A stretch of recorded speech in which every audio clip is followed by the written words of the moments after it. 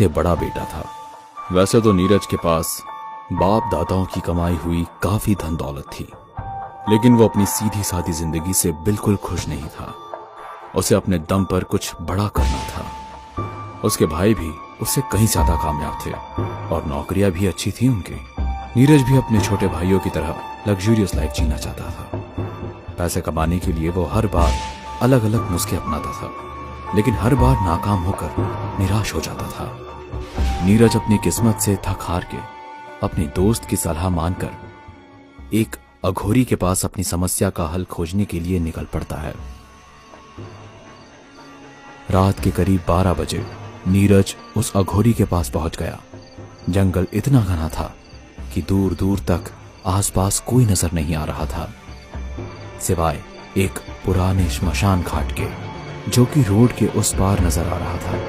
वहां पहुंचने पर देखा, राख में नहाया हुआ एक अघोरी हवन कुंड के सामने बैठकर मंत्रों का जाप कर रहा था। मंत्र पढ़ते पढ़ते अघोरी बाबा ने नीरज को बैठने का इशारा किया। अघोरी आंखें बंद करके किसी का आवाहन कर रहा था।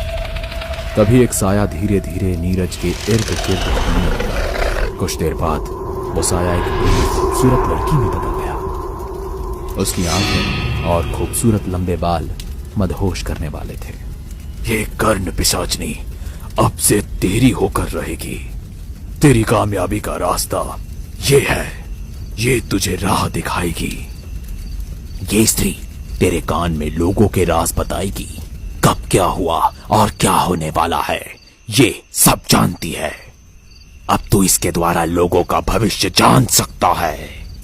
लोगों का भविष्य बताकर तू माला माल हो जाएगा। बड़ी बड़ी हस्तियां तेरे पास खुद चलकर आएंगी। पर ध्यान रहे, इन शक्तियों का कभी गलत उपयोग नहीं करना। कभी भी ज्यादा लालच मत करना। और एक बात, जो 3 वचन पिशाचनी तुझसे मांगेगी वो ईमानदारी से निभाने होंगे, नहीं तो सब कुछ उल्टा हो जाएगा। जी बाबा। उसके बाद अघोरी ने मंत्र बोलते हुए दोनों के माथे पर एक तिलक लगाया। ये रक्त से भरा कटोरा अपने हाथ से पिशाचनी को पिला दो।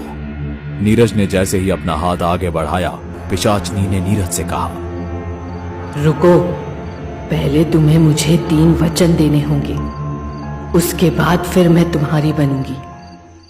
अगर कोई भी वचन तोड़ा तो तुमसे तुम्हारी सारी दौलत छीन ली जाएगी, यहां तक कि तुम्हारी जान भी जा सकती है।